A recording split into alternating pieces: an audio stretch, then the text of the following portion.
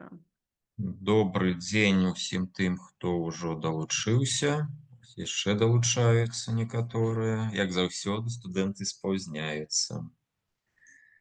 Дарэчы, у польскіх універсітэтах некаторых ёсць, некаторых прафесароў ёсць такая традыцыя акадэміцкі квадранс, то есть 15 хвілін, якія чакаюць, калі студэнт паспее даехаць з вялікай Варшавы да сваёй навучальнай установы.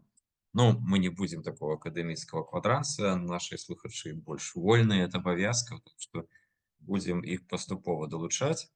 І хацеў бы нагадаць, што сёння ў нас другая лекцыя з трох частак, які прысвечаны клімату, зменам клімату і паводзінам чалавека у гэтай сітуацыі. І сёння мы з вами пагаворым перш за ўсё пра тое, што якія змены ўжо назіраюцца, паспрабуем разабраць іх прычыны і наступствы, хаця ўжо некаторыя наступствы зменаў клімату мы ў мінулай лекцыі з вами нагадвалі, напрыклад, тая ж самая Афрыка. І я хацеў бы перш за ўсё правесці такое маленькае апытанне для вас. Ці бачны наступны слайд, праверым, ці працуе, бачны. Вось такое маленькае пытанне. Ці лічыце, што ў Беларусі ўжо назіраюцца змены клімату з негатыўным уздзеяннем на чалавека і гаспадарку? Гэтае пытанне не выпадковае, таму што сёння мы з вами паглядзім, што ўжо адбываецца ў нас у Беларусі, якія ёсць навуковыя доказы гэтых зменаў, і навогуле пагаворым пра станоўчыя і адмоўныя наступствы зменаў клімату для Беларусі. Так што давайте паспрабуйце, магчыма, у чаце пазначыць плюсікам, калі вы лічыце, што ў Беларусі ўжо назіраюцца змены клімату. Ага. Два чалавекі сказалі, што назіраюцца, адзін чалавек магчыма так, ўжо добра, так што вы ўжо, мабыць, здольныя ацаніць эту абстаноўку, прыродную абстаноўку. І сапраўды мы давайте паглядзім все-таки, якія наступствы зменаў клімату ўжо назіраюцца на нашай планеце. І так, хтосьці далучыўся яшчэ. Так, Людмила сказала так. Добра. Паглядзім, ці сапраўды у Беларусі гэтыя змены клімату носяць негатыўны фактар, наступствы або могуць, нават станоўчае нейкае значэнне. Пра гэта трошкі пазней. Пакуль што глянем на нашу планету, што назіраецца на нашай планеце. Калі разглядаюцца навогуле наступствы зменаў клімату, так званае пацяпленне атмасферы нашай планеты, як гэта пішуць некаторыя, перш за ўсё, публіцысты, я б не сказаў бы, што гэта пішуць вучоныя, перш за ўсё публіцысты гавораць пра пацяпленне клімату, то у першую чаргу згадваюць, што адбываецца ў палярных зонах нашай планеты. І сапраўды палярныя зоны нашай планеты гэта это тэрыторыі, дзе вельмі моцна ўжо бачны наступствы зменаў клімату або, можна нават так сказаць, пацяплення атмасферы нашай планеты. Напрыклад, Грэнландыя, самы вялікі востраў нашай планеты, які юрыдычна належыць дацкаму каралеўству. І вельмі цікавае утварэнне на нашай планеце, таму што, акрамя таго, што гэта самы вялікі востраў, павінны вы разумець, што гэта велізарная каменная глыба, якая знаходзіцца на мяжы Атлантычнага акіяна і Севернага ледавітага акіяна, якая у выніку розных кліматычных зменаў на працягу апошняй геалагічнай эры, это перш за ўсё чацвярцічны перыяд, яна змяняла свой стан. Перш за ўсё, гэтая тэрыторыя, яна час ад часу або пакрывалася льдом, або гэты лёд таяў. У выніку, канешне, гэтых зменаў восі зямлі, становішча экватара і так далей. Напрыклад, сама назва Грэнландыя ў перакладзе азначае гэта зялёная краіна. Лічыцца, што калі сюды дабраліся першыя еўрапейцы, гэта былі нарманы, гэта былі вікінгі, гэта быў, наколькі я памятаю, 5 ці 8 стагоддзе нашай эры, яны ўбачылі зялёныя берагі. Гэта, па-першае, гэта была паўднёвая частка гэтага вострава, І не дзіўна, таму што нават у летні час і зараз на поўдні Грэнландыі можна ўбачыць зялёную траву, якая пакрывае схілы гэтых гор. Але вядома, што доўгі час тыя паселішчы вікінгаў, якія існавалі на Грэнландыі, праз некаторы час паселішчы вікінгаў яны зніклі. Чаму? Таму што адбылася змена клімату на гэтай тэрыторыі, і людзі вымушаны былі адтуль з'ехаць, таму што было непрыдатная тэрыторыя для жыцця. І зараз вось на гэтай на вот гэтым грэнландскім востраве сканцэнтраваны мільярды тонн льда. І гэты лёд важыць нават так моцна, такую мае вялікую вагу, што ён праціскае каменную вось гэтую базу, аснову гэтага вострава. І зараз у сувязі з пацяпленнем, змененнем клімату і таяннем льда, які пакрывае гэты востраў, адбываецца нават трошкі пад'ём вось гэтай каменнай асновы гэтага вострава. І інструментальнае назіранне за станам лёду на Грэнландыі пачалося з пачатку 20-го стагоддзя. Напрыклад, на самай высокай кропцы Грэнландыі, это ледавіковая кропка, там 3200 з чымсьці метраў, знаходзіцца даследчая станцыя. І вот нават на самай гэтай высокай кропкі назіраецца тое, што паверхня льда пачынае апускацца. Але у 21 стагоддзі было заўважана, што ледзяны пакроў Грэнландыі пачаў адступаць значна хутчэй, чым гэта назіралася ў 20 стагоддзі. І вось нават ёсць лічбы такія, што ў год Грэнландыя страчвае 262 гігатонны лёду. І была цікавая сітуацыя, непрыемная сітуацыя навогуле для вучоных, калі у ліпені 22-го года у сувязі з тым, што паднялася тэмпература паветра каля Грэнландыі, і у Грэнландыі, правільна так сказаць, не толькі на ўзбярэжжы, але нават і ва ўнутраных частках вострава, і лёд пачаў таяць. Все ведаюць звычайны, фізічны закон, што тэмпература таяния лёду гэта 0 градусаў. І вось вы ўявіце, што у ліпені месяцы 22-го года сярэдняя паласа паўднёвай часткі Грэнландыі дзе-то шырынёй каля 150 кіламетраў, там тэмпература дасягала нават 15 градусаў. І, безумоўна, лёд пачаў вельмі актыўна таяць. І за 3 дні у акіян трапіла 18 мільярдаў тонн талай вады. Это 18 кубічных кіламетраў.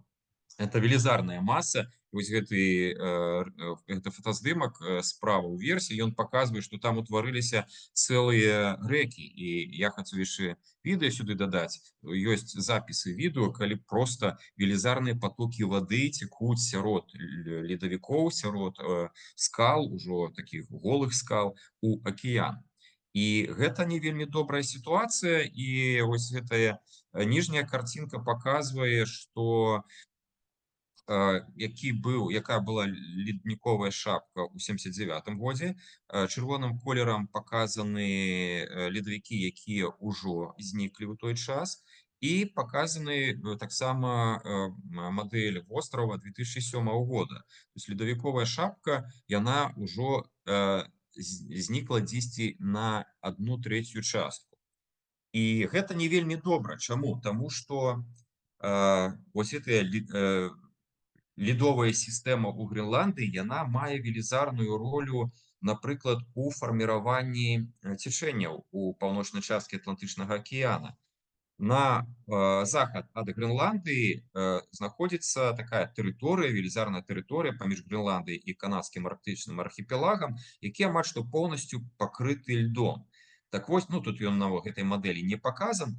Так вось, гэты лёд, ён фарміруецца дзякуючы таму, што на гэтай тэрыторыі вельмі суровы арктычны клімат, і там тэмпература звычайна на працягу нават года дзесьці -20, -10 градусаў. То есть адбываецца стварэнне ледавого пакрова. Лёд, ён звычайна не салёны, а тая вада, з якога фарміруюцца крышталікі лёду, яна становіцца больш салёнай, яна становіцца больш цяжкай і апускаецца ўніз. Апускаючыся ўніз к дну акіяна, яна дазваляе вось гэту вызваліўшуюся прастору паступіць іншым акіянічным масам. І гэтыя акіянічныя масы не што іное, як адна з галін гальстрыма, знакамітага гальстрыма. Тым самым гэтая грэнландская ледовая сістэма, яна стварае вось гэтую сістэму, так званая помпа, па сутнасці, акіянічная помпа, якая прыцягвае воду і стварае рух вады ў міравым сусветным акіяне. Што будзе, калі ўсё больш і больш талай вады, прэснай вады, не салёнай, будзе трапляць у акіян каля Грэнландыі? Гэтая прэсная вада, яна пачне выціскаць салёную ваду. І гэта прывядзе, на думку многіх вучоных, да вельмі непрадказальных зменаў. А якіх зменаў цяжка сказаць, што існуе некалькі мадэляў гэтай сітуацыі, але ўсе яны вельмі маюць шмат такіх пагрэшнасцей, якія не дазваляюць іх лічыць асноўнай такой тэорыі зменаў на бліжэйшыя часы. На бліжэйшыя гады, правільна сказаць. І зараз я пакажу наступны слайд. Глядзіце, вось 3 фотаздымкі і адна рэканструкцыя аэрафотаздымка. Як вы думаеце, што гэта за тэрыторыя? Што гэта за такія цікавыя зялёненькія астравы? Ісландыя? Не, гэта не Ісландыя. Арктыка? Не, гэта не Арктыка. Як не дзіўна, але гэта Антарктыда. Вось што назіралася ў гэтым годзе. Конечно, гэта не ўся Антарктыда, гэта так званы антарктычны паўвостраў, які з'яўляецца па сутнасці працягам знакамітай горнай сістэмы Андаў у Паўночнай Амерыцы. Але тым не менш, у гэтым годзе на антарктычным паўвостраве і астравах, якія знаходзяцца каля гэтага паўвострава, сярэдняя тэмпература ў некаторыя дні дасягала нават 18 градусаў. І гэта прывяло да таго, што вельмі актыўна пачала фарміравацца травяністая расліннасць. Для антарктычнага паўвострава раней былі характэрны некаторыя кветкавыя расліны. То есть это расліны, якія развітыя, вышэйшыя расліны, так званыя. Але гэта было там літаральна, можа, 5-6 гатункаў. І былі прадстаўлены мхі і лішайнікі. У гэтым годзе у выніку вось такога надзвычайна такой тэмпературнай сітуацыі на вільготных тэрыторыях пачалі прарастаць, напрыклад, шматлікія травы. І гэта не вельмі добрая сітуацыя, таму што яна паказвае, што Антарктыда пачала змяняцца. І сапраўды, калі вучоныя пачалі мадэляваць сітуацыю ў Антарктыдзе, яны пабудавалі вось такі графік і ўбачылі, што ў Антарктыдзе адбываюцца вельмі істотныя змены, звязаныя з глобальным пацяпленнем, глобальным змяненнем тэмпературы. І пры гэтым яны трэнды пабудавалі адпаведна для розных частак Антарктыды. Напрыклад, усходняя Антарктыда, самая верхняя лінія, графік, больш-менш стабільнае становішча. То есть узровень не змяняецца, і ўзровень лёду не змяняецца. Далей, антарктычны паўвостраў, вось пра які я гаварыў, глядзіце, дастаткова, такі ўжо ідзе змяненне дзесьці прыкладна 2 міліметры у год змянення ледовага покрыва. Для заходняй Антарктыды яшчэ горшая сітуацыя. Напрыклад, ёсць там у заходняй Антарктыдзе такі прыбярэжны ледавік, называецца Pine Island. Так вось, кожны год ён губляе 45 мільярдаў тоннаў льда. То есть гэты лёд пераўтвараецца ў ваду. І навогуле падлічана, што з 92-го года Антарктыда згубіла дзесьці амаль што 3 трыльёны тонн льда. Гэта прывяло да таго, што сярэдні ўзровень міравога акіяна ён падняўся на 8 міліметраў. І Антарктыда, калі не зменіцца сітуацыя, кожны год будзе губляць усё больш і больш льда, і гэта можа прывесці да самых розных негатыўных наступстваў як для самого матэрыка, так і навогуле для нашай планеты. Горныя ледавікі. Таксама вельмі складаная сітуацыя, напрыклад, інструментальныя даследаванні ледавікоў Альпаў, альпійскай горнай сістэмы показала, што да 2050 года ледовыя запасы Альпаў зменшацца на 50%, а к 2100 году расстане як мінімум 2/3 часткі ўсіх ледавікоў Альпаў. І карцінка зверху паказвае, як змяняўся леднік, адзін з леднікоў Альпаў на працягу з 86 до 2016 года. За 30 гадоў ён скараціўся амаль што напалову. І гэта велізарныя страты не толькі геомарфалагічныя, гэта страты звязаныя з гаспадаркай, напрыклад, змяншэнне снежнага пакрова ў Альпах і прыводзіць да таго, што і змяненне сезону выпадзення снегу і фарміравання снегу ў Альпах, яно прыводзіць да, напрыклад, стратаў у сферы горналыжнага турызму. А шмат якія краіны гэтага рэгіёну, гэта тая ж самая Швейцарыя, гэта Аўстрыя і, напрыклад, паўночная частка Італіі, яны славяцца сваімі горнымі курортамі. І гэта прывядзе, па-першае, да страт эканамічных, перш за ўсё.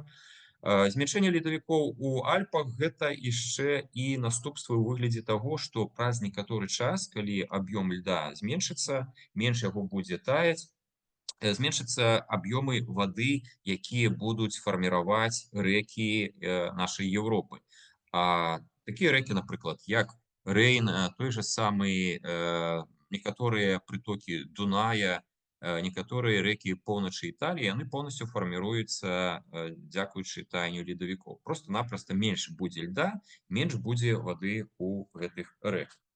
Ну і, канешне же, тая тэрыторыя, якая вызваляецца ад белай шапкі снегоў і льда, яна будзе больш перагрывацца, і это прывядзе да такіх вось зменаў у лакальным клімаце.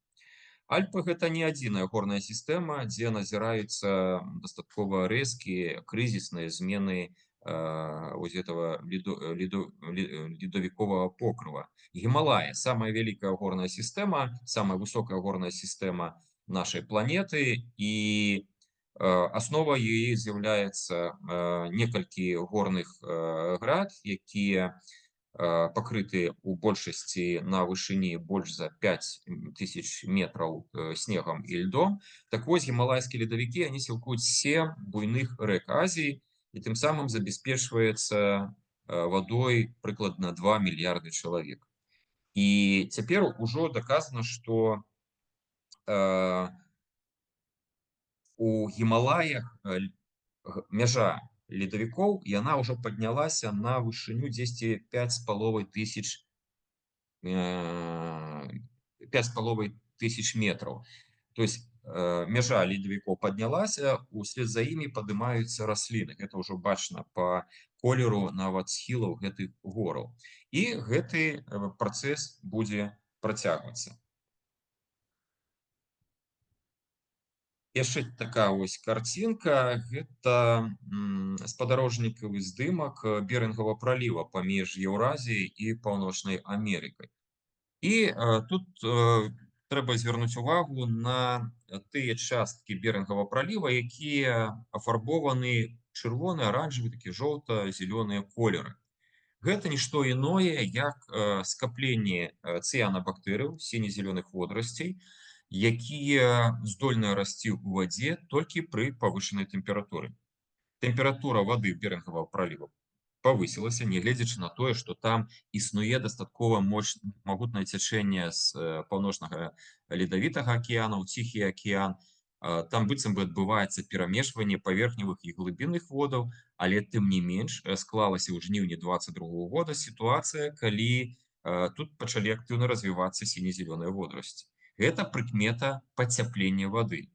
І гэта яна не дазволіць на берагах Чукоткі там ствараць пляжы для адпачынку. Не. Перш за ўсё, вось гэтая сітуацыя, яна паказвае, што пачынаюцца змены экасістэм гэтай тэрыторыі, таму што цыянабактэрыі пры сваём развіцці яны выдзяляюць у ваду таксіны. Гэтыя таксіны будуць уплываць на шмат якія водныя арганізмы, і адбудзецца змена гэтых экасістэм. Магчыма, гэты раён праз некаторы час выпадзе з сусветнай карты рыбалоўства. Навогуле, даследаванне паказала, што перагрэтая атмасфера можа утрымліваць больш вадзяной пары, чым, напрыклад, нармальная атмасфера. І, магчыма, гэта тлумачыць тое, што вось паказаны вось гэты графік, ён паказвае такія сярэднія тэмпературы паветра на працягу года пры даследаваннях, пачынаючы з 1940 до 2024 года. І можна ўбачыць, што вось лета, яно якраз летам ствараецца, летнія месяцы ствараецца ситуация с перагрэтай атмасферай. А гэтая перагрэтая атмасфера па законам фізікі больш утрымлівае вадзяной пары. І вось якраз вучоны гавораць, што вось гэтае пераграванне атмасферы прыводзіць да таго, што на нашай планеце будзе павялічвацца колькасць выпадзення магутных ападкаў, дажджавых ападкаў. І гэта будзе прыводзіць да затаплення тэрыторый, запаводкаў. Падлічана, што за 18 гадоў 21 стагоддзя ад затаплення тэрыторыі пацярпела да 290 мільёнаў чалавек, і зафіксавана павелічэнне прыкладна на чвэрць часткі насельніцтва планеты, якія церпяць ад гэтай надзвычайнай сітуацыі. І такія сітуацыі яны назіраюцца амаль што па ўсёй нашай планеце, і ў трапічным, і ў умераным поясе, і нават у субарктычным поясе. Напрыклад, той жа самай Грэнландыі летам ужо назіраецца магутныя дажджавыя ападкі, якія да гэтага не былі характэрны. Тое ж самае можна сказаць і пра антарктычны паўвостраў у Антарктыдзе. Ну вось левы фотаздымак, гэта фотаздымак Варшавы, вуліцы, тоннеля пад чыгункай, які быў затоплены выпадку моментальнага выпадзення на працягу літаральна там 1 гадзіны месячнай нормы ападку. І быццам бы інфраструктура гарадоў, яна, гарадскія ўлады імкнуцца, каб гэта інфраструктура забяспечвала сцёк вады. Але гарадскія ўлады не могуць сказаць прыродзе: ты не палівай больш дожджыкам, тому што ты вось накапаў сабе на працягу гадзіны там колькі там міліметраў, так, і ты спыняйся. Не, прырода, яна працуе па сваіх законах, якія ведае толькі яна. І калі на пэўнай тэрыторыі выпадае велізарны аб'ём вады, гэтая вада павінна кудысьці дзявацца на гарадской тэрыторыі. Пра гэта мы яшчэ пагаворым на наступнай лекцыі, якая будзе 11-го, пра тэхналогіі, як можна зменшыць такія наступствы. І пры гэтым той час, калі затапіла гэты тоннель на варшаўскі раён Ахота, вось, напрыклад, у тым раёне, дзе я жыву, Макоту, дажджу амаль што не было. То есть, там трошки кропелькі пападалі, але такога магутнага потоку не было. Жыхары Баранаўіча ведаюць таксама, што, напрыклад, дзесьці ў адным раёне будзе падаць, напрыклад, каля стадыёна Лакаматыў дождж, а дзе-нибудь у паўночным мікрараёне этого дажджу не будзе. І там в одной першай тэрыторыі будзе затапленне тэрыторыі, а ў другом выпадку такого не будзе. Значыць, затапленне тэрыторыі будзе павялічвацца, пры гэтым это будзе лакальнае затапленне, і быццам бы вада куды-нибудь сойдзе, гаворыць, вада дырачку заўсёды знойдзе. Так, яна знойдзе, але гэты працэс выпадзення і затаплення тэрыторый, ён прыносіць велізарныя страты як гарадской гаспадаркі, калі гэта не гарадская тэрыторыя, а вясковая тэрыторыя, то, конечно, это можа цярпець і сельская гаспадарка. І гэта все называецца наступствы, іх можна пасля падлічыць у велізарнай колькасці грашовых знакаў. Атмасферныя змены, яны час ад часу узмацняюць свае наступствы ў сувязі з тым, што чалавек нешта не дарабляе. І вось, мабыць, памятаеце сітуацыю у красавіку 24 года у Арэнбургскай обласці Расійскай Федэрацыі і ў паўночным Казахстане. Першая карта – гэта карта Еўрапейскага цэнтра каардынацыі ў выпадку надзвычайных сітуацый, дзе паказаны сінім і фіялетавым колерам тэрыторыі, якія былі затоплены вадой, рачной вадой. І гэта вот сітуацыя якраз яна звязана з двумя момантамі. Першы момант гэта змены ў навакольным асяроддзі, і другі момант это тое, што чалавек не своечасова адрэагаваў на гэтыя змены. Сітуацыя гэта ўзнікла яшчэ, як бы пачатак быў узімку, калі на тэрыторыі у цэнтральнай Расіі у басейне рэк Урал, Іртыш накапіліся анамальныя запасы снега да 280% ад сярэднегадавой нормы. І яшчэ да выпадзення снега гэтая тэрыторыя, глебы гэтай тэрыторыі яны былі анамальна увільготнены. Напрыклад, у басейне Урала увільгатненне было дзесьці ў 3 разы вышэй нормы. Адначасова за зіму у басейне Урала і на Алтаі глеба была вельмі моцна яна вельмі моцна прамерзла, і ўзровень прамярзання склаў нават больш за 1 метр. А прамярзанне глебы яно блакуе усмоктванне вады ў саму глебу. І тым самым правацыруе, што талая вада будзе адразу сыходзіць у рэкі. Так вось цікава, што у еўрапейскай часткі Расіі таксама выпала шмат снега, але там не было прамярзання глебы, і калі снег таяў, ён паступова усмоктваўся глебу. У гэтай часткі Арэнбургская, Курганская, Цюменская вобласці, Новасібірская вобласці, таксама Паўночны Казахстан было прамярзанне, і калі пры анамальным рэзкім у красавіку месяцы росту тэмператур, напрыклад, у заходнім Казахстане у заходнім Казахстане это басейн Урала, тэмпература нават за адзін дзень паднялася на 15 градусаў, а, напрыклад, у басейне Іртыша дзесьці на 10 градусаў. І пачалося вось гэты моментальны таянне снегу. Вада кудысьці трэба было ёй дзявацца, яна пацякла да рэкаў, а тут аказалася, што шмат якія рэкі былі зарэгуляваны, былі пабудаваны дамбы, былі пабудаваны плаціны. Напрыклад, асобны фактар вось для Урала это то, што вот пазначана такая чырвоная кропачка, гэта дамба Ірэклінскага вадасховішча.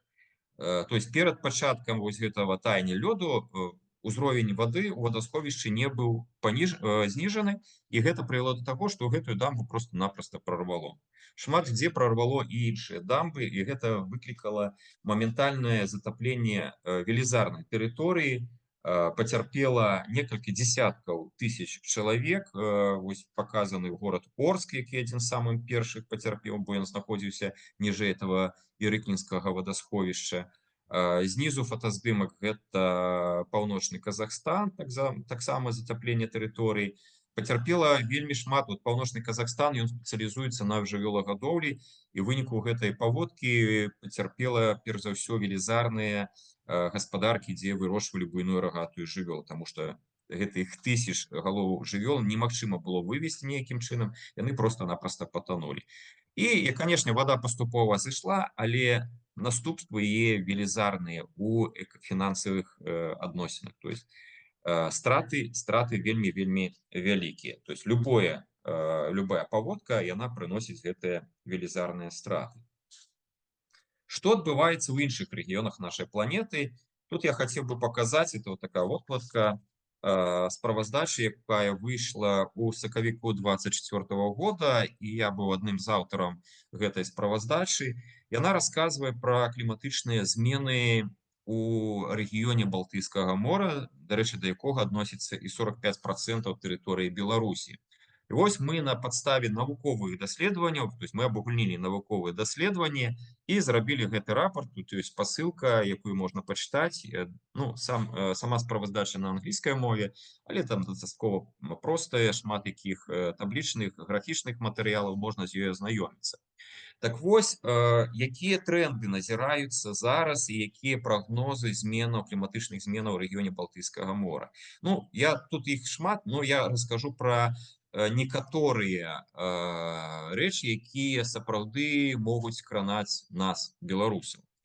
Ну, па-першае, хацеў бы сказаць, што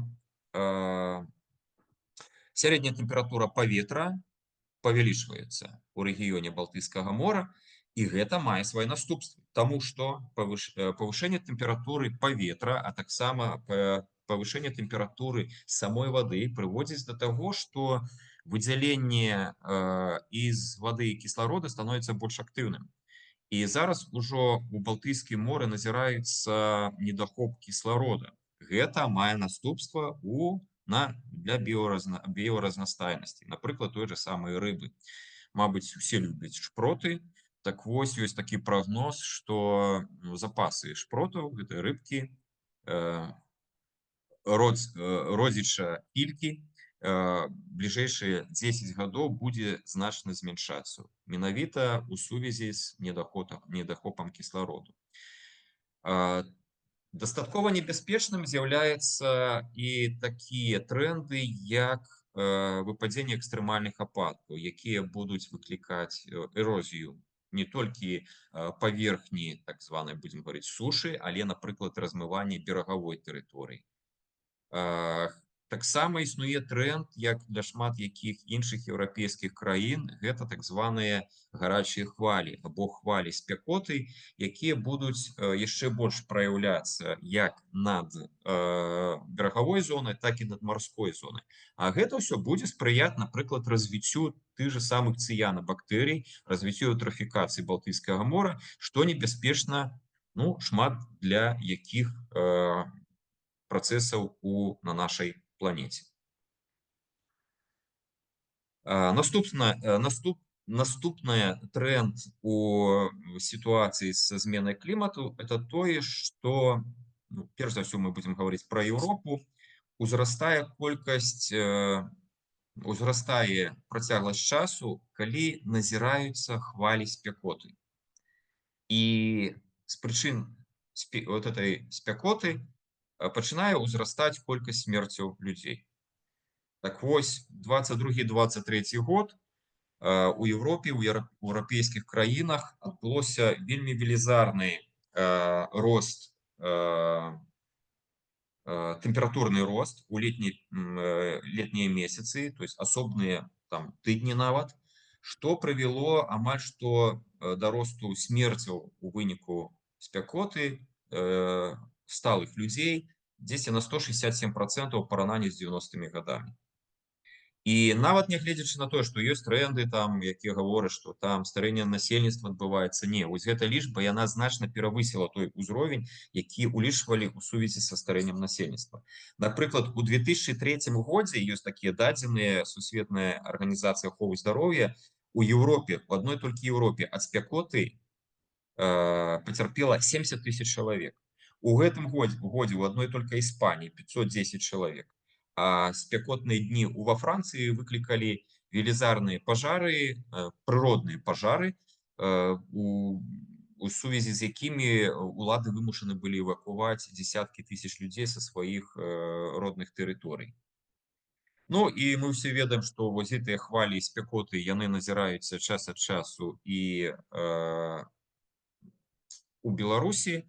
Таму нават наша Міністэрства па надзвычайных сітуацыях размяшчае вось такія улёткі, якія расказваюць пра правілы бяспекі ў спякоту. Так што іх трэба уважліва выконваць. І памятаць, што высокая тэмпература паветра як на вуліцы, так і ў жылым або службовым памяшканням, яна вельмі істотна скарачае працаздольнасць. Напрыклад, вядома, што найбольшая, калі гаварыць пра нават Беларусь, пра тэрыторыю Беларусі, што найбольшы ўплыў на змяншэнне эфектыўнасці працы спякота аказвае на сельскую гаспадарку. Усе вядома, што сярод дня працаваць пад адкрытым сонцам практычна немагчыма. Трэба хавацца ў цень і работы выконваць, калі ўжо сонца змяншае сваю актыўнасць. А ноччу не вельмі ўж актыўна ты і папрацуеш. Да чаго прыводзіць яшчэ змены клімату? Змены клімату – гэта таксама і змены розных біялагічных складнікаў, біялагічных разнастайнасцей. Перш за ўсё, павелічэнне тэмпературы на асобных матэрыках, на асобных тэрыторыях прыводзіць да таго, што пачынае актыўна развівацца некаторыя віды жывых арганізмаў, якія могуць быць шкоднымі для чалавека. І от першае, што я хацеў бы сказаць, гэта тое, што апошнія 5 гадоў назіраецца актыўнае павелічэнне рызыкі ліхаманкі Дэнге, якая была характэрна раней для экватарыяльных зонаў, але пачала актыўна пашырацца на іншыя тэрыторыі. Гэта ліхаманка Дэнге выклікаецца двумя гатункамі камароў, гэта Аэдыс альбо піктус і Аэдыс егіпці. Ліхаманка Дэнге прыводзіць да вельмі моцных страт здароўя. І нават такі прыклад, што яны здольны перанасіцца узбаджальнікі хваробы, гэта ліхаманкі Дэнге даже спасобны перанасіцца ад маці да плода, які ў ёй фарміруецца. Ну і на еўрапейскай тэрыторыі гэтыя камары пачалі з'яўляцца ў сувязі з міграцыяй людзей. То есть нехта з'ездзіць у трапічную краіну адпачыць, а пасля з сабой выпадкова дзе-небудзь у багажу прывязе гэтага камарыка. А яшчэ горш, калі гэты камар у месцы адпачынку укусіць чалавека, ён становіцца насіцелем гэтага узбуджальніка хвароб і пасля прывозіць ўжо у сваю родную краіну. Так што, напрыклад, ужо адзначана ва Францыі шмат якіх выпадкаў з ліхаманкай Дэнге, у Расійскай Федэрацыі, ну, расіяне, мабыць, больш багатыя, ездзяць там у Таіланд, у В'етнам, Інданезію. Ну, у Беларусі я ведаю, што шмат якія у сувязі з тым, што гэта ліхарадка Дэнге з'яўляецца у суседніх краінах, у Беларусі дзяржаўная служба санітарна-эпідэміялагічна таксама размяшчае інфармацыю, якая папярэджвае пра магчымасць захворванняў і неабходнасць прыняцця розных абарончых мер. Ну, дарэчы, вось ліхаманка Дэнге это не толькі не адзіная хвароба, якая можа з'явіцца ў нас у Беларусі. У Беларусі на паўночным усходзе Гомельскай вобласці даўно ўжо былі вядомыя малярыйныя камары. Так вось гавораць, што іх ужо арэал паступова павялічваецца, у тым ліку і на поўнач, на паўночны захад Беларусі. Другая такая група захворванняў – это захворванні, які выклікаюцца бактэрыямі групы вібрыо. Ну, найбольш вядомымі з'яўляецца гэта халерны вібрыон, вібрыо-халера, то есть пра яе вы ведаеце, яна характэрна для шмат якіх рэгіёнаў з цёплым кліматам. І, напрыклад, нашых суседзяў у краіне, на поўдні Украіны, ну, як бы існуе такі натуральны арэал распаўсюджання гэтых бактэрый. Халерны вібрыон можа выклікаць самыя розныя захворванні страўнікавай кішэчнай сістэмы, стрававальнай сістэмы. Так вось, аказваецца, бактэрыі роду вібрыо, яны вельмі моцна распаўсюджаны ў марской вадзе, і ў сувязі з пацяпленнем, павелічэннем тэмпературы марской вады, іх колькасць таксама можа ўзрастаць. І не хацеў бы я пужаць любителей морапрадуктаў, але вось у Расіі правялі даследаванне утрымання аднаго з відаў бактэрый рода вібрыо, вібрыо парахімолінцікус, у морапрадуктах. Так што і пры гэтым, то есть, што можна сказаць, што любой морапрадукт трэба абавязкова тэрмічна апрацоўваць. Я не буду паказваць страшныя фотаздымкі скураных інфекцый, якія ўзнікаюць як наступства трапляння гэтых бактэрый у арганізм чалавека, но, напрыклад, страўнікава-кішэчныя інфекцыі, якія выклікаюцца гэтымі бактэрыямі, могуць прыводзіць, ну, нават у аслабленага арганізма да смяротных выпадкаў. Так што трэба вельмі асцерагацца, моцна асцерагацца, называецца, і вельмі асцярожна ўжываць гэтыя морапрадукты. Ну і яшчэ адно пытанне. Што вы любіце больш, каву або гарбату? Напишите в чат. Ну, большасці гарбату п'юць. Но я вот п'ю каву, таму я і ствараў, калі гэтую прэзентацыю, я все-таки увагу звярнуў на яе. Ну, з гарбатай трошки лягчэй, таму што гарбата, як расліна, вырошчваецца у высакагор'і. І, ну, калі в Гімалаях мяжа ледавікоў будзе павялічвацца, то, мабыць, і павялічыцца тэрыторыя для вырошчвання гэтай расліны. А вось з кавай трошкі горш. Навогуле, кава вырошчваецца дзесьці прыкладна ў 50 краінах свету, і вы, мабыць, ведаеце, што ёсць два асноўных гатункі, гэта арабіка і рабуста. Ну, арабіка, яна больш такая араматная, амаль што арабіка з розных краін, нават там з пэўных тэрыторый яна мае свой арамат, мае свой смак, і ну, это дзесьці зараз арабіка складае 75% ўсёй кавы ў свеце. Ну, астатняя кава гэта так званая рабуста. Но яна вось гэтыя два гатункі кавы, яны трошки адрозніваюцца. Адрозніваецца чым? Што арабіку вырошчваюць звычайна ў трапічным высакагор'і, і дрэвы арабікі, яны вельмі адчувальныя да перападу тэмпературы. То есть ім трэба вельмі стабільная тэмпература 18-21 градус. А вось рабуста, яна выращваецца звычайна на нізінных тэрыторыях, на раўнінах, і яна мае большую такую, як бы, дыапазон, тэмпературны дыапазон для свайго ўстойлівага вырошчвання. Дзесьці тэмпература там нават там ад 17 нават до 26 градусаў. Але тая ж рабуста, яна в большасці выкарыстоўваецца для вырабу распушчальнай кавы. Так вось, рынок кавы на нашай планеце гэта зараз прыкладна 100 мільярдаў даляраў, але трэба ўлічваць, што ў большасці выпадкаў плантацыі кавы гэта плантацыі, якія належаць дробным фермерам.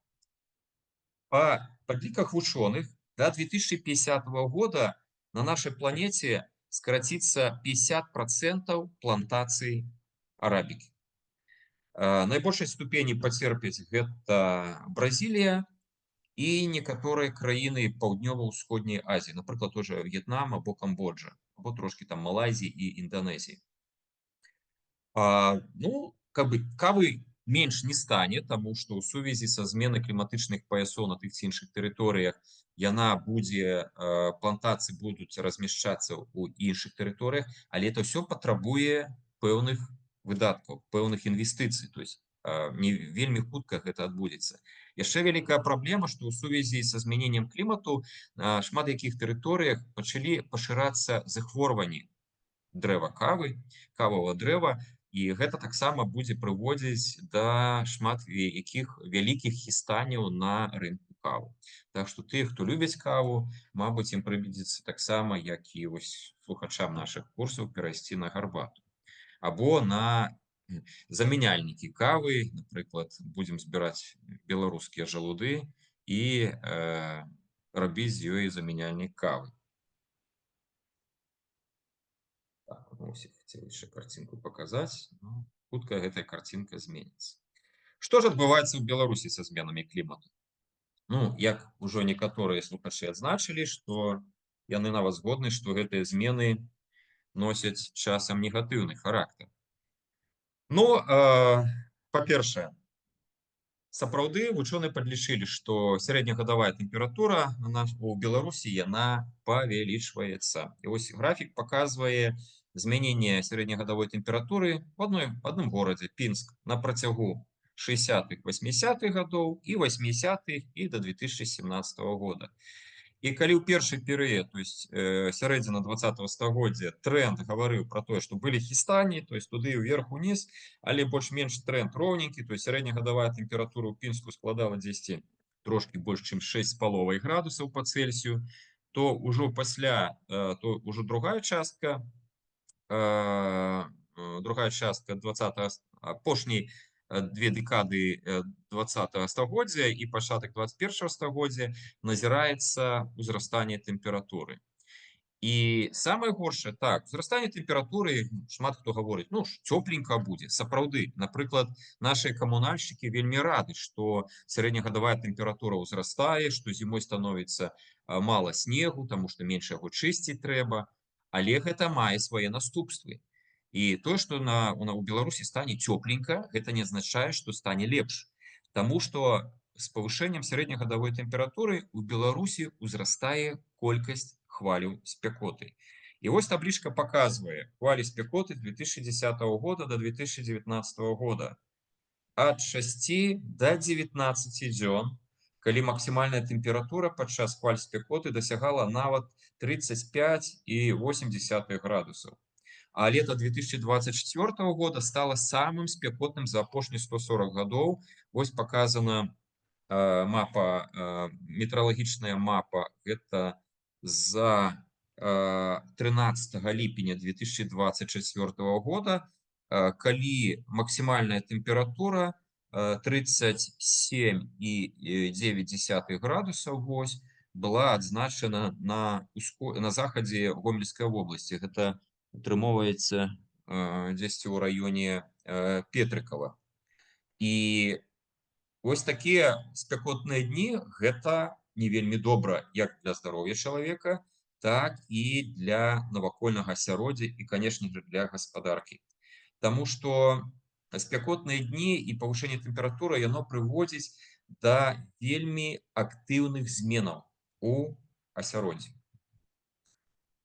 Яшчэ один выклік у сувязі са зменамі клімату ў Беларусі — гэта павелічэнне колькасці небяспечных гідраметэаралагічных з'яваў. То есть сапраўды за апошнія 50 гадоў колькасць гэтых з'яваў павялічылася ў разы.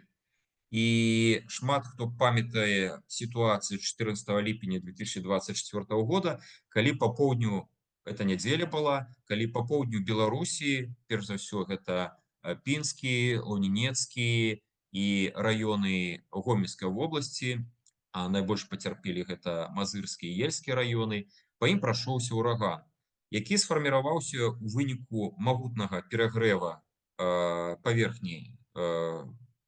паверхні сушы і вады, і вось гэтыя паветраныя масы просто-напросто набралі хуткасць і вось нарабілі столькі дзелоў. Нарабілі столькі дзелоў, што у Мазыры нават на працягу, мабыць, там тыдня ці полутора тыдняў у некаторых раёнах не было электрычнасці. І нават Мазырскі нафтаперапрацоўчы завод вымушаны быў часткова на некалькі дзён спыніць сваю вытворчасць у сувязі з тым, што проста знікла электрычнасць. А уяўляеце колькасць людзей, якія жылі ў сельскай тэрыторыі, дзе ёсць халадзільнік, дзе няма электрычнасці, і што будзе з тымі прадуктамі, якія ў халадзільніку. Вялікая сітуацыя, горшая, такая вельмі цяжкая сітуацыя была і з аб'ектамі аховы здароўя, якія вымушаны былі перайсці на аварыйныя крыніцы энергіі. Гэта таксама мела свае наступствы.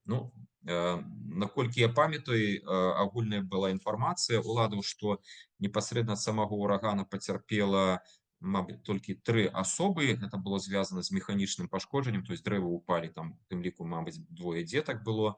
Вось. І, канешне же, колькасць ахвяраў, якія былі выкліканы тым, што, напрыклад, была несвоечасова праведзена медыцынская аперацыя, або людзі не атрымалі нейкую хуткую медыцынскую дапамогу, пра гэтую у меня дадзеных няма. І вось я хацеў таксама перайсці да таго моманту, то есть змена клімата ў Беларусі, яна мае які эфект. Дарэчы, Рэспубліка Беларусь, як удзельнік міжнародных абавязкаў па шмат якіх дакументах, звязаных са зменамі клімату, яна гатовіць час ад часу такія справаздачы, нацыянальныя паведамленні аб выкананні абавязкаў па рамачнай канвенцыі ААН аб змене клімату. Так вось, 8-е нацыянальнае паведамленне, якое выйшла ў 2022 годзе, яно абагульняла дадзеныя за перыяд 2020-2021 года, яно вызначае, што пазітыўны эфект ад пацяплення, я прывёў цытату з самого дакумента, як я ўжо гаварыў, для мяне гэта не вельмі правільны тэрмін, то есть трэба гаварыць ад зменаў клімату. То есть пазітыўны эфект, ён дасягаецца перш за ўсё за кошт эканоміі цеплавой энергіі, за кошт змяншэння працягласці цяпляльнага сезона і зніжэння цеплазатрат у будынках, і павелічэння вегетацыйнага перыяду сельскагаспадарчых раслін і паляпшэння іх перазімоўкі. Вось, дарэчы, з перазімоўкай тут вялікая ёсць праблема, таму што змяненне хода тэмператур у розныя сезоны года прыводзіць да таго, што і розныя экстрэмальныя падзеі, напрыклад, рэзкія оттепелі або рэзкія пахаладанні, яны прыводзяць да таго, што вегетацыя сельскагаспадарчых раслін можа парушацца. Ну і вельмі шмат негатыўных наступстваў у гэтых паведамленні апісана. Перш за ўсё, гэта гібель і пашкоджанне пасеваў сельскагаспадарчых культур у выніку засухі, асабліва той час, калі раслінам патрэбна вада. Это красавік, май месяц. А я вам показываў быў папярэдні на адным з папярэдніх слайдаў о тым, што вось у маі 2013-2014 года былі хвалі спякоты нават. Не то, што засуха была, спякота была. То есть гэта азначае, што расліны просто-напросто ў гэты час не атрымалі неабходнай колькасці вады. Другое негатыўнае наступства, якое вызначаецца ў нацыянальным паведамленні, гэта пагаршэнне здароўя насельніцтва. Ну, тут гаворыцца пра надзвычайнай сітуацыі, это ўраганы, шквалы, спякота і іншае. Ну і трэцяе негатыўнае наступства – гэта павелічэнне колькасці насякомых. Але, правда, паказана ў выніку затаплення тэрыторыі падчас праліўных дажджоў. Але тут бы назваў так, што павелічэнне колькасці насякомых і з'яўленне новых гатункаў, новых відаў насякомых у выніку змянення іх арэалаў. То есть арэалы некаторых насякомых ужо знаходзяцца ў межах Беларусі і выклікаюць свае наступствы, перш за ўсё, у лясной і у сельскай гаспадарцы. Ну, вось такая таксама цікавая карцінка. Гэта агракліматычныя зоны Беларусі. Да, у 20 стагоддзі злева карцінка і ўжо ў 21 стагоддзі. То есть у Беларусі ўжо з'явілася новая агракліматычная зона на поўдні Брэсцкай і Гомельскай вобласці, якая мае суму тэмператур, так званых актыўных тэмператур, больш за 2600. І ўсе ведаюць, што, напрыклад, гэта на поўдні Беларусі ўжо нармальна вырашчваецца вінаград. У Падпінскам ёсць свая нават прамысловая плантацыя. Разглядаецца пытанне пра ўжо прамысловае вырошчванне, напрыклад, бахчавых культур. На поўдні Беларусі ўжо давно збіраюць кукурузу на зерно, раней толькі на зялёную масу, ўжо на зерно, то есть у нас уже ёсць, называецца, кукуруза свая беларуская, якую мы ў салаты дадаем. І гэта быццам бы добра, што з'яўляецца колькасць новых сельгаскультур. Нашыя аграрыі пачалі выводзіць новыя гатункі. Напрыклад, вельмі патрэбна для жывёлагадоўства кармы, якія б утрымоўвалі сою. Так вось, гэтая вось 4-я агракліматычная зона дазволіць вырашчваць сваю беларускую сою, белковую расліну. Але вось гэтыя змены, змяшчэнне гэтых агракліматычных абласцей, яно мае не толькі добрыя наступствы для сельскай гаспадаркі. Я спецыяльна прывожу, вось, каб вы не гаварылі, што это я прыдумаў, это спасылку на навуковы артыкул прафесара Логінава, яго калег, які быў апублікаваны ў часопісе геаграфічнай серыі «Известия Российской академии наук» у 2021 годзе. І гаворыць пра тое, што вось гэтыя пояс актыўных тэмператур, вось гэты нават зона 4-я, і ўсе гэтыя межы гэтых агракліматычных зон, яны будуць прасоўвацца сярэдняй хуткасцю каля 12 км ў год. І ўжо паўночная мяжа працягласці перыяду вегетацыі, яна змясцілася прыкладна на 280 км. І я ўзяў некалькі такіх момантаў, якія можа таксама вас зацікавіць наступстваў вось гэтых зменаў клімата. Рост тэмпературы паветра і выпарэння пры практычна нязменным гадавой колькасці атмасферных ападкаў. То есть ападкі быццам бы застануцца, той аб'ём, які выпадаў, ён і застанецца. Але рост тэмператур пачнецца і пачнецца выпарэнне. І гэта пачне ўзмацняць засушлівасць клімату Беларусі.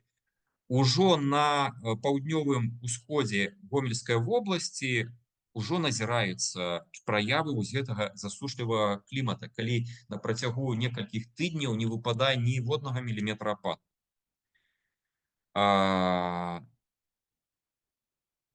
Таксама адзначана ў гэтым артыкуле о том, што выпадзенне сярэдняй быццам бы нормы выпадзення ападку на тэрыторыі Беларусі яна застанецца, але будуць вельмі моцныя адрозненні, то есть дзесьці будзе іх больш, дзесьці будзе менш.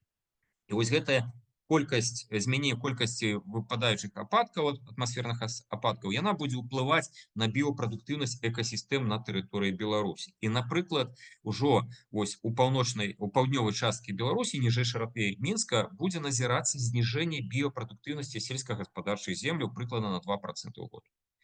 І яшчэ важная заўвага ў гэтым артыкуле тым, што змены клімату прывядзе да экспансіі на тэрыторыі Беларусі розных новых відаў раслін і жывёл. Таксама да зменаў у флоры, фауне, вадаёмаў і вадатокаў. Ну і вось пакажу некалькі відаў. Дзесьці яны будуць дастаткова страшныя, дзесьці дастаткова мілыя. Ну, тарантул. Павук, атрутны павук, які характэрны для стэпавай зоны. У гэтым годзе яго ўжо назіралі каля Салігорска. І гэта не вельмі добра. То есть ён пашырае свой арэал, нашы экасістэмы будуць яго ўключаць у сябе, ну а для людзей будзе новая непрыемная сустрэча дзе-небудзь. Ну, пра багамола мы ўсе, калі бачым багамолаў, якія час ад часу з'яўляюцца, яны ёсць ужо ў Віцебскай вобласці. Мы заўсёды уміляемся з гэтых насекомых, вельмі прыгожыя, вельмі з цікавым жыццёвым цыклам, адносінамі паміж самкай і самцом. Ну, больш-менш называецца жывёла, якая не нясе негатыўных адбіткаў. Але яшчэ адна саранча. Пра саранчу, якая стварае грамадныя, збіраць у грамаднай колькасцю на поўначы Афрыкі або ў Азіі, якая знішчае велізарную колькасць зялёных раслін, все ведаюць. Ну, вось яна павялічвае сваю колькасць на тэрыторыі Беларусі менавіта дзякуючы пацяпленню, змяненню клімату і пацяпленню тэмпературы паветра. Роючыя осы у нас з'яўляюцца, это показана злева адна з іх, Sceliphron distillatorium. Цікавыя, гэта адзіночныя восы, быццам бы яны нічога дрэннага не робяць, наадварот, яны ўдзельнічаюць апыленні раслін, але тым не менш яны могуць ужаліць, ну там не так балюча, не смяротна, але тым не менш новы гатунак. Але небяспечна павелічэнне арэалу іксодавых кляшчоў. Як наших беларускіх традыцыйных, так і з'яўляюцца новыя віды, стэпавы, напрыклад, іксодавы клешч, уже заўважаны у Гомельскай вобласці. Агрыёпа брынюха або брюніха. Гэта павук аса яшчэ называюць. Таксама від павука, які быў характэрен для зон міжземнага мора, той тэрыторыі, але зараз гэта ўжо звычайны жыхар Беларусі. Вельмі прыгожы такі павучок, але трэба ведаць, што любыя павукі яны маюць яд, атруту, і трэба з ім таксама асцярожна, таму што калі ўкусіць, то могуць быць моцныя раздражэнні і таксама алергічныя рэакцыі. Больш на перспектыву больш небяспечныя гэта розныя матылькі, соўка медна, лентачніца пёстрая, соўка капялюшніца, пядзеніца таўсталобая, якія былі характэрны для паўднёвых тэрыторый, напрыклад, Украіны, там Крым той же самы, узбярэжжа Чорнага мора, Эгейскага мора. Ну, з'яўленне гэтых матылькоў быццам бы адразу не нясе негатыўную нагрузку, але ёсць такое, таму што гэтыя насекомыя будуць устраивацца ў нашы экасістэмы, яшчэ невядома, якую ежу сабе выберуць і чым пачнуць харчавацца. Так што, магчыма, напрыклад, будуць цярпець некаторыя віды дрэваў, кустарнікаў. Ну, пра гэта яшчэ я не знайшоў экалагічныя наступствы або наступствы для лясной і сельскай гаспадаркі гэтых насякомых. Трэба будзе уважліва маніторыць. Ну, хацеў бы звярнуць на два віды насякомых родам з Паўночнай Амерыкі. Трапілі яны ўжо ў Еўропу і ў Беларусь. Гэта ложна-шчытоўка туевая і белакацавая моль. Но ложна-шчытоўка туевая гэта той від, ад якога могуць пацярпець так любімыя нашымі азеляніцелямі ў гарадах Беларусі туі. Ну, пакуль што маніторынг вось гэтай санітарны моніторинг не прывёў да такіх, каб бы няма вынікаў, колькі ўжо як шчыльнасць гэтай папуляцыі этой ложнашчытоўкі, але ну на перспектыву туевыя дрэвы будуць цярпець. Ну, напрыклад, вядома, што вот таксама наступствам змены клімата з'яўляецца тое, што ў Брэсцкай вобласці амаль што поўнасцю зніклі пасадкі самшыта. Это такі кустарнік, які нашыя зеленіцелі любілі выкарыстоўваць для азелянення населеных пунктаў. Так вось, з'явіліся шкоднікі гэтага самшыта, які проста-напроста знішчаюць гэтыя зелёненькія кусты, пераўтвараюць іх у бурыя засыпаннем лісцяў, якія ўжо не выконваюць сваю экалагічную і эстэтычную функцію. Які існуюць сцэнарый змен? Не хотел бы я тут долго вас загружать, могу только так сказать, что на цяперашні час існуе некалькі сцэнараў у розных даследаванняў, розных міжнародных груп вучоных, іх бывае ад 5 до 4. Вось гэты графік показывае асноўныя. Чырвоная лінія графіка показывае так званы сцэнар самы горшы. Гэта сцэнар непрыняцця мер па спыненню выкідаў парніковых газаў, што прывядзе ў перыяд да 2100 года узрастанне сярэдняй тэмпературы паветра на нашай планеце дзесьці амаль што на 3,5 градусы.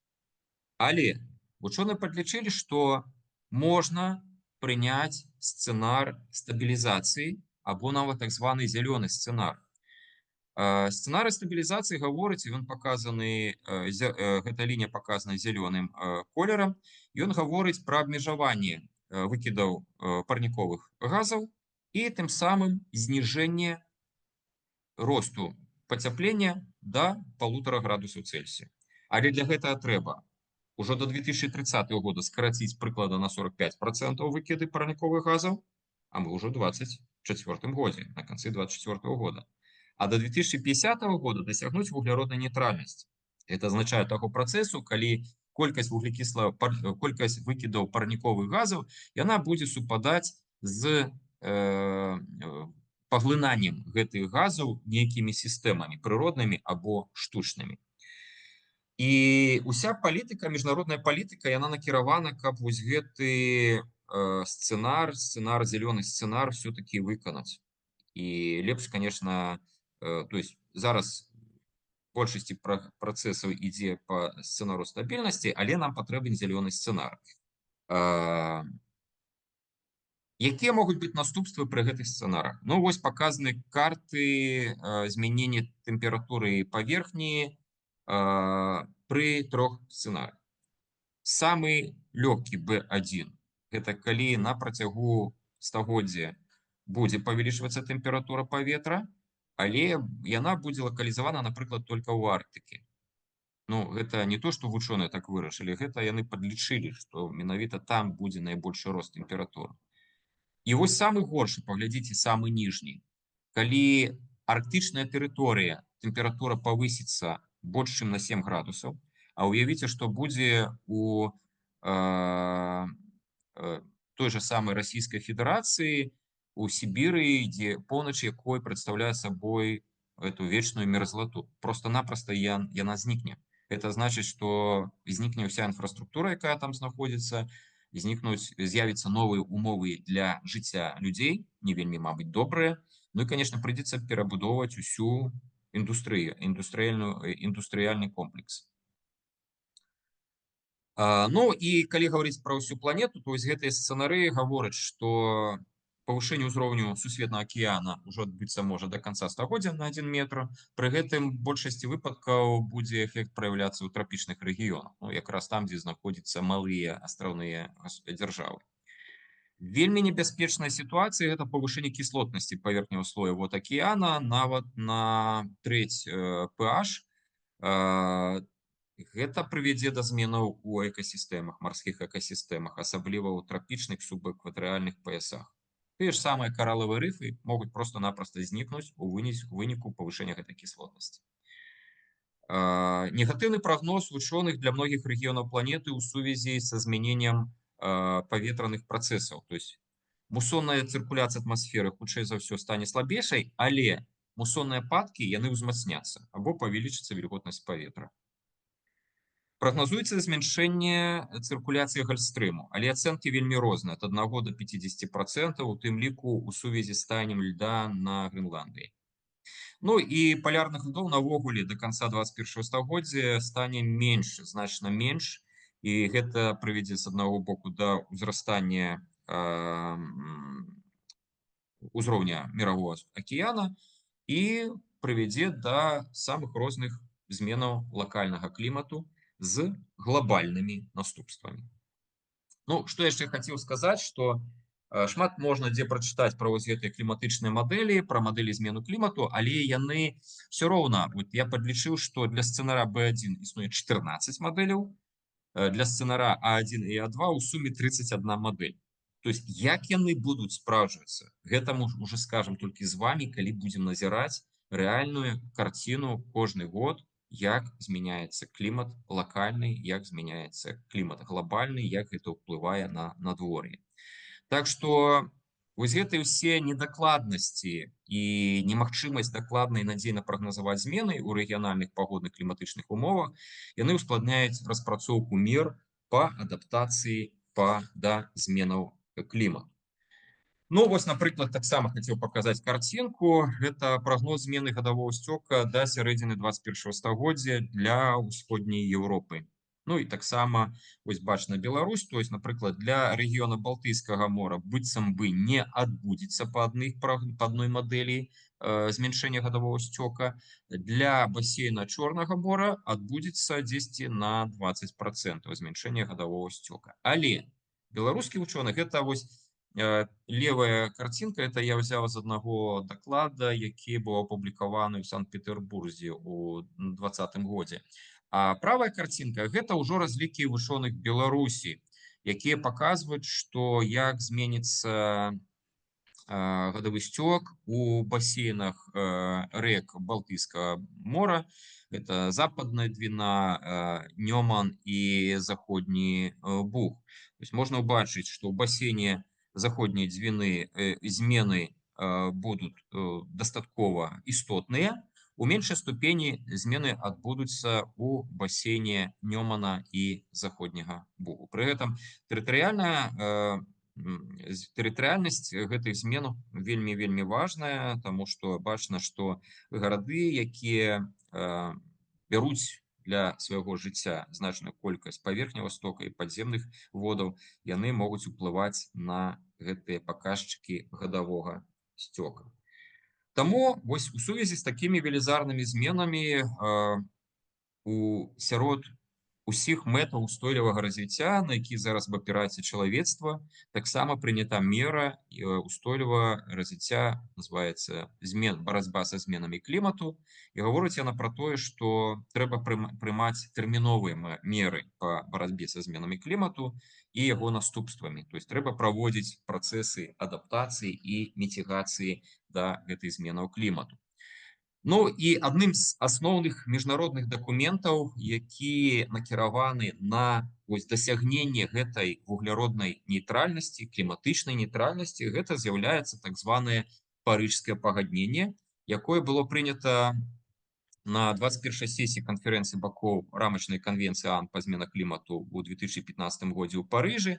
І ў цяперашні час яе падпісантамі з'яўляецца там больш за 180 дзяржаў планеты, і у аснове вось гэтага парыжскага пагаднення не проста прызнанне таго, што клімат змяняецца, а прызнанне таго, што намаганні ўсіх краін свету павінны быць накіраваны на гэта.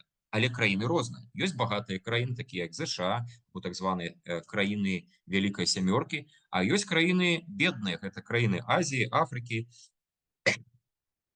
Лацінскай Амерыкі, дзе дзяржаўнага бюджэта можа нават не хапаць на звычайныя сацыяльныя нейкія праграмы.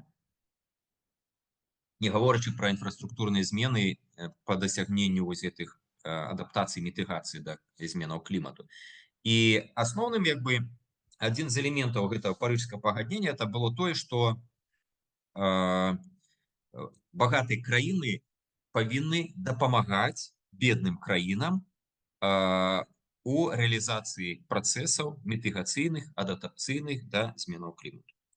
І вось такія канферэнцыі бакоў рамачнай канвенцыі аб зменах клімату, яны адбываецца час ад часу. І, напрыклад, ужо на наступным тыдні у Баку, сталіцы Азербайджана, адбудзецца ўжо 29-я канферэнцыя бакоў вось гэтай канвенцыі па зменах клімату, дзе плануецца разгледзець шмат якія пытанні. Але рашэнні пра дасягненне пэўных мэтаў у барацьбе з наступствамі змену клімату, яны адбываюцца не толькі на дзяржаўным узроўні. Мы, канешне, на наступнай лекцыі больш падрабязна будзем гаворыць, якія працэсы адбываюцца на ўзроўні, напрыклад, нацыянальным або рэгіянальным, або нават асобных гарадоў, і што можа зрабіць кожны чалавек. Але я хацеў бы сказаць, што даследаваннямі зменаў клімату займаюцца шмат якія вучоныя, і можна знайсці нават у інтэрнэце спасылкі ўжо на апублікаваныя работы, якія датычаць і абапіраюцца на навуковыя даследаванні і абапіраюцца на фактычныя дадзеныя. Ну, вось гэта выданні, якія выпускаліся рознымі структурамі Арганізацыі Аб'яднаных Нацый, Сусветнага банку.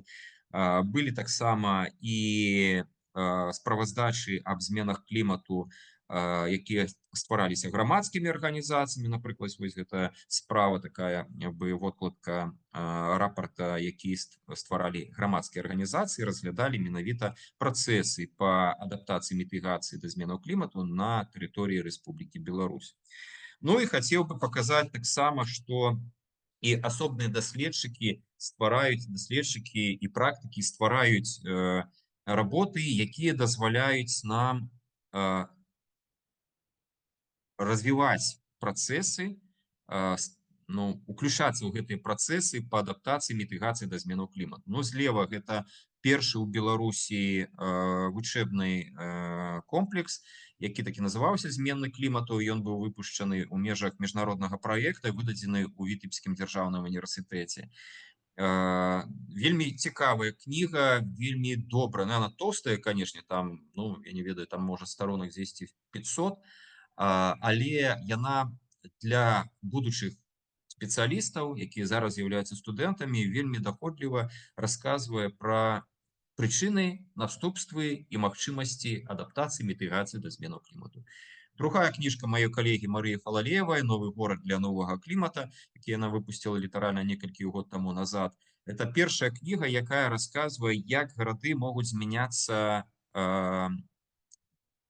як могуць адаптавацца да зменаў клімату. Таму што ў гарадах сканцэнтравана большая частка насельніцтва не толькі нашай планеты, але, напрыклад, той же самай Беларусі.